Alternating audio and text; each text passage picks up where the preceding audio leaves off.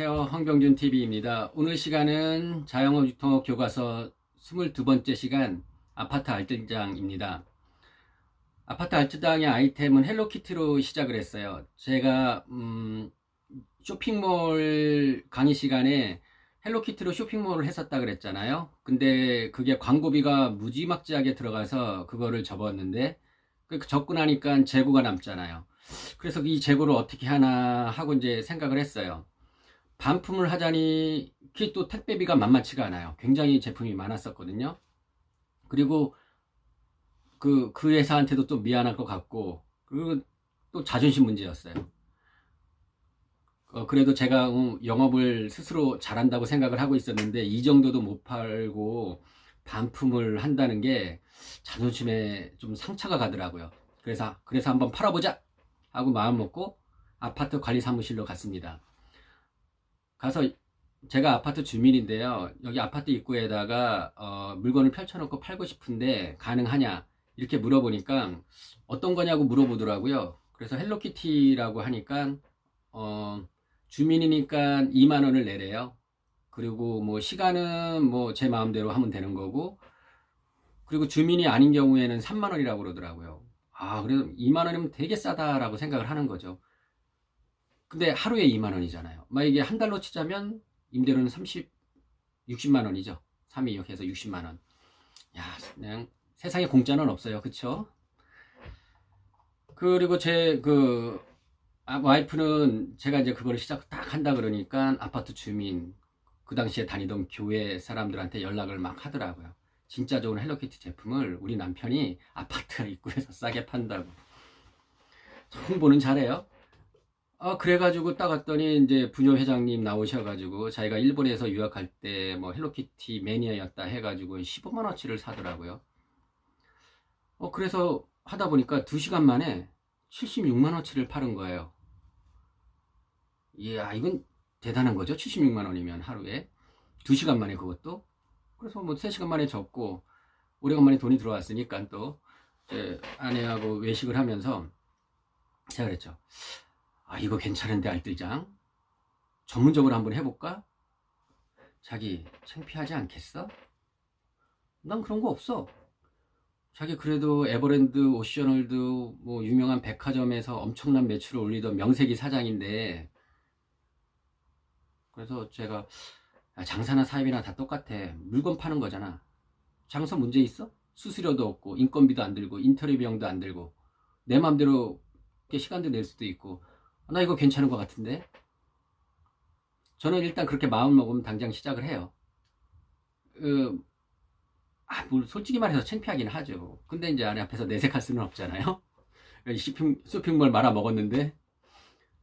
그래서 가까운 아파트를 다녔어요. 왜냐하면 멀리 다니려면 기름값도 많이 들고, 그리고 제 차가 무슨 SUV도 아니고 트럭도 아니고 뭐 승용차인데 물건을 많이 실을 수가 없잖아요. 그러니까 가까운 데로 다녀야죠. 근데 아파트 알뜰장에도 또 그들만의 규칙이 있어요. 개인이 혼자 들어가서 아무 요일날에 이제 장사를 하게 되면 보통 3만 원을 내요.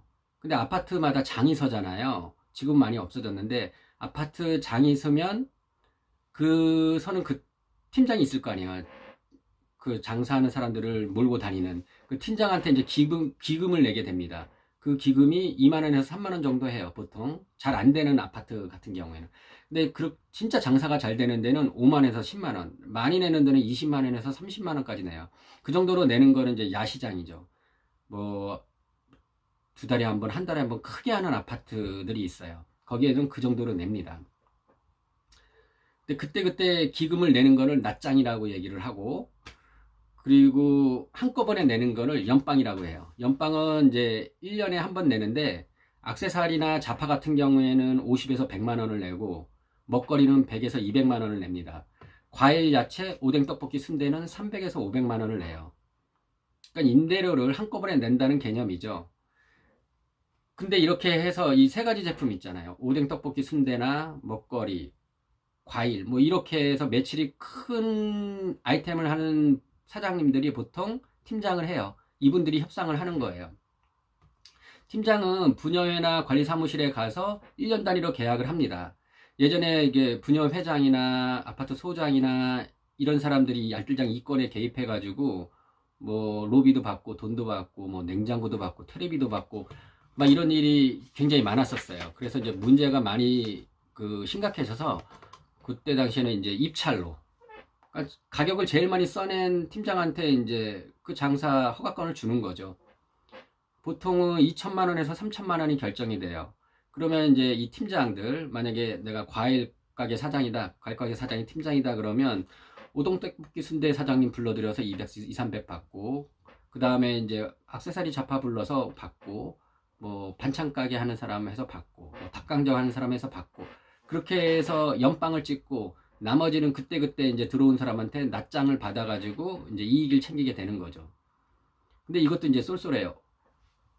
그렇게 받아가지고 임대 수익을 올리고, 그 다음에 자기도 이제 장사를 해가, 자기가 메인이니까, 메인에서 장사를 해서 하니까, 그때 당시에 돈을 많이 버는 사람이 옛날에는 많이 있었어요. 근데 이제 이것도 사양길로 들어섭니다. 왜냐면 이게 돈 되는 데잖아요. 그럼 뭐가 들어와요? 이마트, 홈플러스, GS마켓. 이런 것들이 이제 아파트가 지어질 때 들어오기 시작하잖아요. 그래서 동네 대형마트들이 들어오면서 아파트 알뜰장의 황금기가 이제 저물어 가는 거죠. 그러면서 동네 슈퍼, 뭐 구멍가게 이런 것들이 다 쓰러진 거죠. 근데 이제 이 아파트 알뜰장도 물론 인테리어 안 들고 그렇게 하고 자기 마음대로 장사하고 시간 마음대로 하고 뭐 고객한테 그렇게 갑질도 당하지도 않아요. 거기는 대들 수 있으니까. 근데 자연과 싸워야 돼요. 이게 인간이 자연하고 싸워서 이길 수 있을까요? 못 이긴다고 봅니다. 여태까지 봐서. 지구의 역사를 봐서 그렇다는 얘기인데, 짧게 말해서 아파트 알뜰장은 봄에는 황사바람과 싸워야 돼요. 그리고 3월달, 4월달 무지하게 바람 붑니다. 그러니까 이제 천막이 날아가게 돼요. 제가 이제 장사할 때도 천막이 바람에 뒤집어져 가지고 주차장 캐노피를 깨트려서 70만 원 물어주는 사장님도 봤어요. 그 사장님 반찬 가게 하는 사장님이었는데 그렇게 한 적도 있고, 그리고 이제 저 같은 경우에도 바람이 불면 물건이 날아가 가지고 못 찾은 경우도 있고, 여름과 같은 경우에는 장마 태풍에 싸워야 돼요. 일단은 비가 오면 장사가 안 돼요. 텐트 치고 한다래도. 왜? 여러분들 비 오는 날 추운 날 나가고 싶지 않잖아요. 그리고 태풍이 오면 텐트가 날아가요. 그렇기 때문에 텐트 칠 수가 없어요. 그렇게 해서 할 수가 없는 거죠, 천막을. 그런 다음에 휴가 때는 당연히 장사가 안 돼요. 아파트 주민들 다 휴가 가거든요. 그러면 그리고 장사가 안 되고, 제일 문제는 여름에 생선 파는 장사꾼들은 이제 돌아버려요. 냉장고를 싣고 다닐 수가 없잖아요. 그러면 얼음을 가지고 뭐 고등어, 갈치, 이런 걸 생물에다가 이제 뿌려놓죠. 얼음으로 이제 상하지 않게끔. 근데 그날 가져온 그 생선을 못 팔잖아요. 다음날에 썩어요. 그럼 버려야 되거든요. 그러니까 저도 일 마감하고 가려고 그러면 꼭 생선장수 사장님이 저 불러서 고등어, 이면수 뭐 그런 거 그냥 공짜로 주더라고요. 집에 가서 뭐 그렇게 해 먹고. 자, 그렇게 이제 딱 되니까 겨울에는, 가을도 마찬가지예요. 가을에는 조금 그래도 나은 편인데 바람 불고 또 춥잖아요. 겨울에는 그 바람과 추위와 눈하고 싸워야 돼요. 솔직히 난로를 피우고 하지만 그게 따뜻해지겠습니까? 그러니까 살을 내는 추위하고 싸워야 되는 거죠. 그거를 우리가 뭐 스키장 가서 3, 4시간 이렇게 해도 춥다 막 이러는데 꽁꽁 뭐 패딩 입고 그렇게 스키를 타도 거기에서 그렇게 입고 10시간을 장사를 해보세요. 진짜 알뜰장 다니시는 분들 피부를 보면 다 상해 있어요. 봄, 여름, 가을, 겨울. 그렇게 이제 자연과하고 싸우다 보면 그렇게 돼요. 근데 예전에는 그렇게 고생을 해도 돈을 벌었었는데 이제는 돈을 못 번다는 얘기죠. 저도 근처에 아파트 7군데를 다녔었어요. 근데 한 2, 3주 만에 헬로키티 제품을 거의 다 팔았어요. 그래서 진짜 악성 재고, 그는 이제 본사에 반납하고, 그러니까 본사에다가 반품을 하고, 그리고 좀 뜯어진 거, 뭐 상자가 약간 뜯어졌거나 뭐 이런 것들은 뭐 주변 사람들한테 그냥 선물로 주고 이제 장사를 이제 끝냈어요. 봄에는 그렇게 하고, 여름에는 또 제가 이제 할 일이 있으니까, 그래서 여름에는 여름 장사, 여름에는 무슨 장사를 하는지 제 강의에 다 나와 있으니까 뭐 뚝섬이라든가 뭐 이런 데 대규모 수영장에 그쪽에 입점해 가지고 이제 장사를 했었고, 그리고 나서 가을에는 할 게 없어요, 별로. 그래서 가을에 또 한번 아파트 알뜰장을 나가봤어요. 이제 헬로키티는 다 팔았잖아요. 그래서 액세서리하고 핸드폰 케이스를 한번 판매를 해봤어요. 그거 잘 안 되더라고요. 그래가지고 이제는 이제 안 되니까, 안 되면 빨리 접어야 돼요. 힘만 들게 할 필요가 없잖아요. 그리고 나서는 그 다음에 봄에는 또 땡물건, 여러분들 그 세관에 잡혀 있는 옷과 그리고 팔다가 못 파는 그 제품들을 땡으로 그 회사가 넘기거나 회사가 파산하면 그런 거 넘겨야 되잖아요. 그 집중적으로 매입하는 사람들이 있어요. 그러니까 그 사람들한테 이제 연락을 해서 장당, 그것도 브랜드 있는 거예요. 장당 800원에 사서 2,000원에 팔았는데도 안 팔려요. 왜 이게 안 팔릴까? 그렇게 제 생각을 해봤더니, 우리 아파트 주변이나 뭐 이런데 오렌지 팩토리, 뭐 그 아울렛, 오렌지 팩토리는 무려 90% 세일을 하잖아요. 아울렛도 50%는 기본으로 세일을 해요. 그러니까 이제 사람들이 눈수준도 높고 막 이래가지고 자기가 지금 유행하고 있는 것을 백화점이나 인터넷에서 살 망정 저렇게 땡물건으로 나온 아파트 알뜰장에 있는 물건을 사지 않겠다는 생각이죠. 그래서 그래서 이제 브랜드 있는 거를 해볼까? 링스라고 골프웨어가 있어요. 등성복 같은. 그래서 링스 그거를 땡으로 잡았어요. 그리고 그걸 했는데 그거는 좀 팔리더라고요. 왜? 브랜드가 있으니까. 그래서 이제는 내가 아파트 알뜰장을 경험했던 게 거의 끝물이었던 것 같아요. 이게 물론 시대의 흐름이죠. 그러니까 제가 이제 누누이 말씀을 드리는 게 대기업이 할 수 있는 일과 중소기업이 할 수 있는 일과 그리고 자영업자가 할 수 있는 일을 법적으로 그거를 어떤 규제를 해야 된다고 생각을 해요.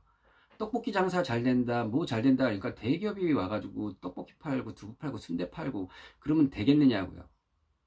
진짜 예전에 지금 기억나는데 9,900원에 통큰 통닭 뭐 이런 거 했었잖아요. 그 롯데에서 했었을 거예요. 참 양아치 회사 롯데. 걔네들 그렇게 해서 동네 닭장사들 다 죽인 거죠. 자, 정년퇴임해서 그리고 회사를 그만두고 자영업을 시작할 때 제일 많이 하는 게 통닭집이에요. 치킨집. 그 다음에 기술 약간 배워서 하는 게 미장원이에요. 우리 동네 상가에는요, 큰 상가에는 미장원이 10개나 있어요. 내가 보니까 저희가 사는 동네에 거의 아파트 만세대에 뭐 빌라촌 있고 딱 그러는데 미장원이 100개가 넘어요.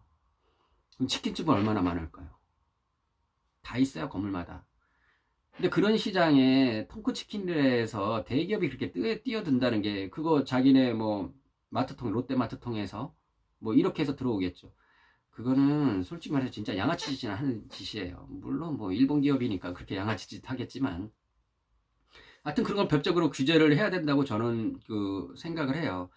왜냐하면 능력 있는 사람은 능력 있고 자본 있고 실력 있는 사람들은 그 사람들하고 어울려서 경쟁을 해야죠.